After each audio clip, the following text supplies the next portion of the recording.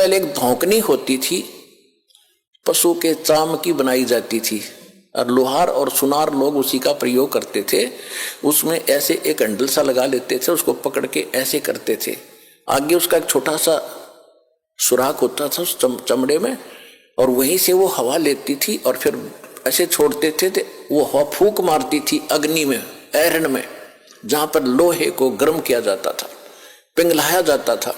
तो परमात्मा कहते हैं कि वो बिना जीव की श्वास, यानी मरे हुए जीव पशु की खाल की श्वास ने लोह को भस्म कर दिया। और ये तो जीवित सांस है, आहे जो आए है, कहते ये गरीब ने ना सताइए, जाकी मोटी हाय, और बिना जीव की श्वास से लोह भस्म हो जाए। और तुम तो जीवित श्वास को दुखी कर रहे हो, तुम्हारा क्या हाल हो जाएगा। तो इस काल ने हमें न्यो भी आप एक दूसरे के साथ अपने कर्म बिगाड़ने के लिए सिस्टम पूरा फिट कर रखा है कि इनकी बिरान माटी कर दूं, और फिर ये अपने वो एक दूसरे का किया कर्म यहाँ भोगते रहे और आजीवन दुख पाते रहे। और परमात्मा इसलिए आते हैं कि ये बुरा करते हैं अनजाने में। आज किसी की चोरी की, निंदा की, उसका अगले जन्म में फिर देना पड़ता है। कोई दामाद बनकर लेगा, बेटी भी लेगा, धन भी लेगा, और फिर मर जाएगा और बेटी विधवा होगी, फिर उसके पालन पोषण में बच्चों के लागा रहेगा वो मूर्ख। तो ये तो यहाँ का की व्यवस्था है, इसको समझना पड़ेगा।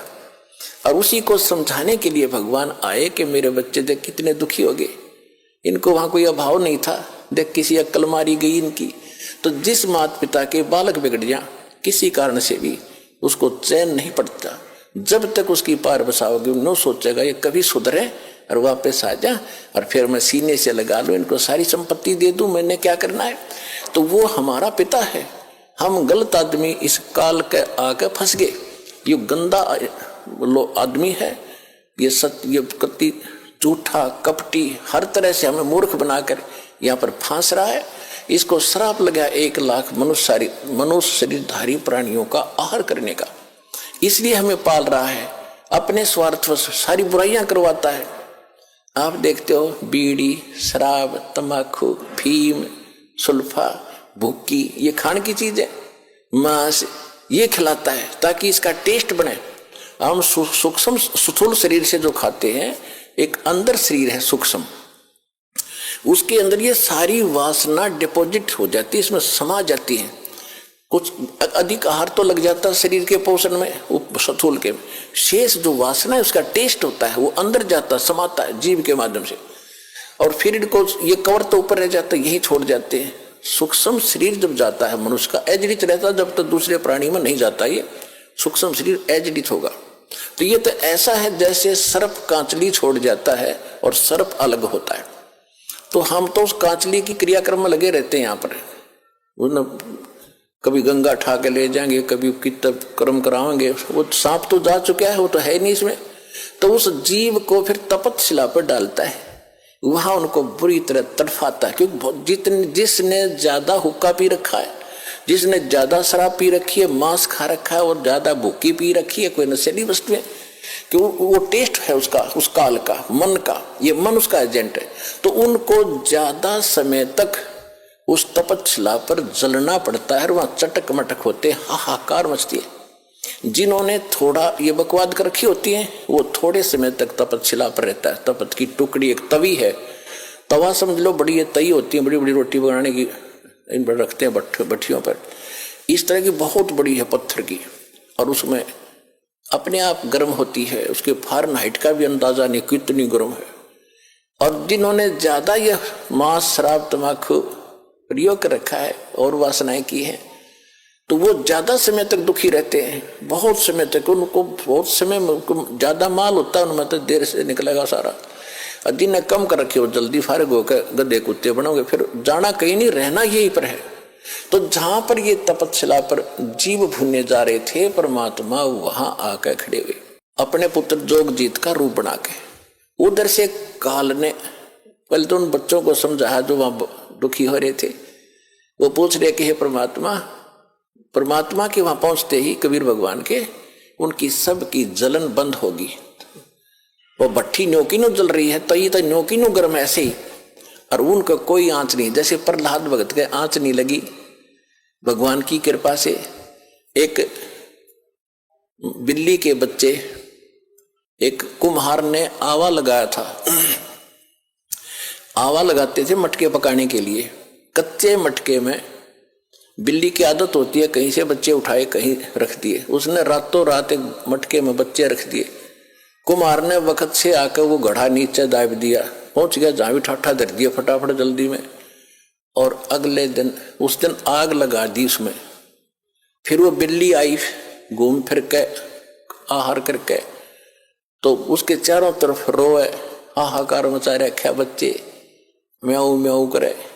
तो कुम्हारी बड़ी दयालु थी, भक्त सी भगवान की, पूर्व जन्म की। वो संस्कार देखो कैसे बिगड़ते हैं और कैसे बनते हैं। तो उस कुम्हारी को पता लग गया कि ये तो बिल्ली के बच्चे इसकी मटके में रह गए और अब हमारे वश से बाहर की बात हो गई।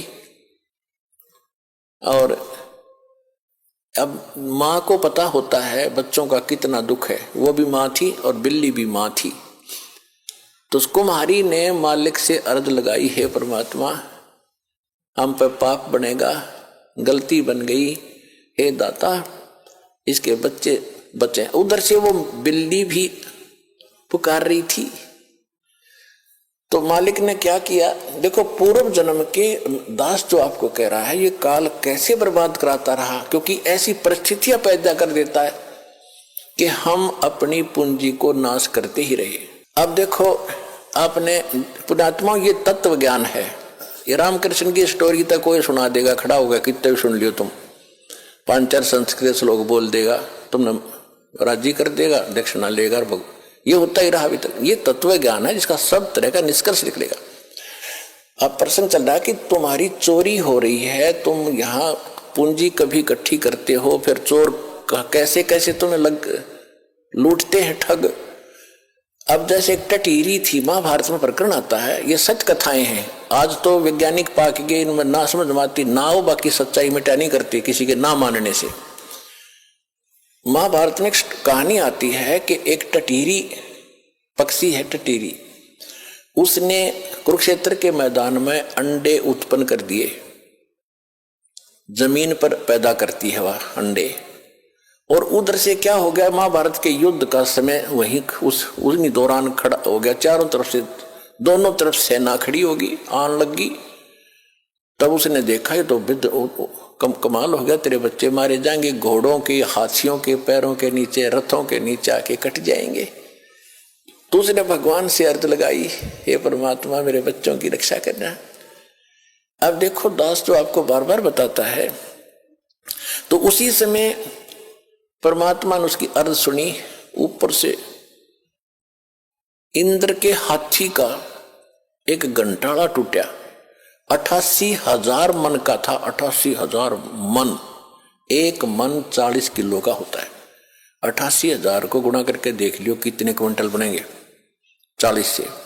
तो वो आके गिर गया, इतना भारा। अब उस महाभारत के युद्ध में किसने फुर्सती, किसने देखा, किसने देखा।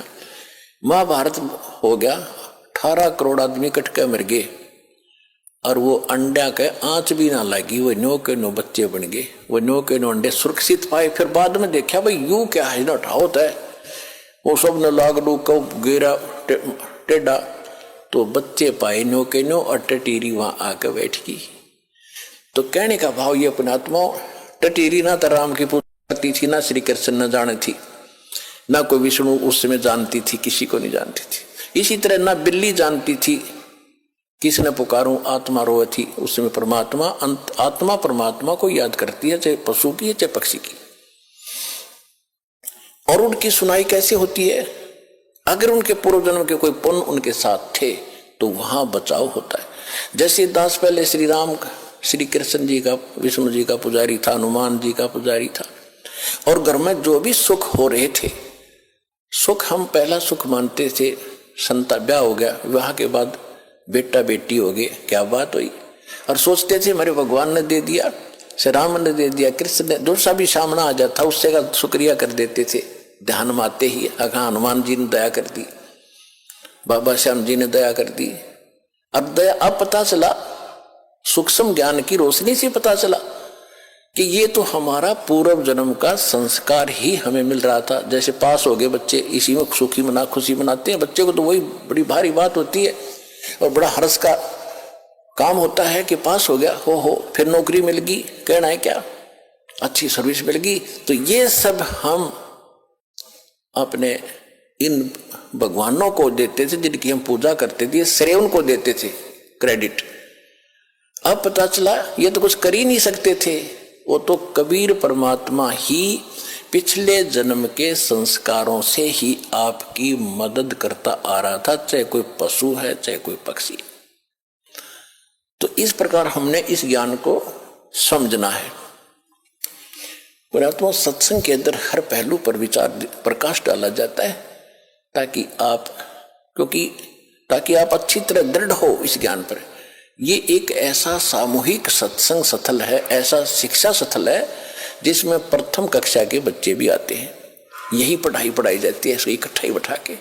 और इसमें दूसरी कक्षा के यानी तो दूसरी बार हाजिरी लगवाने आए हैं, प्रथम कक्षा के तो इसमें पहला नाम प्राप्त है, दूसरी के जिनको सतनाम प्राप्त है, और फाइनल वाले भी हैं जिनको सार नाम प्राप्त है। तो सबको ज्ञान दिया जाता है और इस ज्ञान की रह रहकर सबको आवश्यकता होती है। सार नाम प्राप्त करके इंसान कोई खुदा नहीं बन जाता या मुक्त नहीं हो गया वो, यदि उसकी वो इस ज्ञान को आधार बनाकर अपना जीवन नहीं जीवेगा तो कभी भी फेल हो जाएगा, यहीं फिर काल का फंस जाएगा। इसी तरह कमाई तो उसकी नो की नो बच जाएगी, तो कमाई कर ली, लेकिन यहीं रहेगा तो फिर उसको इसी तरह कभी ब्रह्मा बनाएगा, कभी विष्णु, कभी शिव बनाएगा, फिर देवता बनाएगा, फिर बिल्ली बनाएगा। वो पूंजी तो इस समय की होगी आपके पास और वहां आपको ठगा जाएगा। एक दूसरे को दुआ, बच्चों के लिए ही भिक्षा भीख मांग कर, दुआएं दे देकर। ये देखी बुढ़ा बुढ़िया, पुराने समय में बुढ़िया क्या करती थी, कोई बहू आती थी, कोई बड्डी शानी उससे के पैर दबाया करती थी बड्डी के, और वह आशीर्वाद देती थी, हे बेटी तो पुत्ता फड़ियो, दूधा नहाइयो, और तेरा तुम बूढ़ सुहागन हो। बूढ़ सुहागन माने बुढ़ापे तक नाम रहे तेरा पति, ये आशीर्वाद देती थी। तो वो जितनी थोड़ी बहुत पूंजी उनमें बची थी वह बहू तो दे दी। हाँ, बहू फिर आगे दे देगी अपनी बहू आते ही, और अंत में कोई से पीछे कुछ पल्ला कुछ नहीं रहा। अब हम ऐसी गलती नहीं करेंगे, किसी को दुआ नहीं देना, किसी को आशीर्वाद देकर अपनी चोरी मत करवाना, ठगवाना मत। अपने बच्चों को भगवान से जोड़ दो। अब बेटा आप भी कमाई करो, तुम भी मजदूरी करो भगवान की, या आप पे सुखी रखेंगे, सारा धन इनके पास भी हो जाएगा। ऐसी गलती नहीं करना। तो आपको हर पहलू पर सत्र किया जाता है। और हमने देखा पहले तो बुढ़िया अपनी बहू अपनी सासू के पैर दबा रही, एक फार्मोलिटी कराती 5-2 मिनट, और वह नरियत आशीर्वाद दे देती बिना गिनती के। और फिर सासू बहू का हो गया झगड़ा, और फिर नौकरा तेरे भाई मरियो, तेरे भतीजे मरियो, तेरा नाश होइयो। वह बुढ़िया फिर दूसरे बैंड पकड़गी, दूसरा स्टेशन पकड़गी।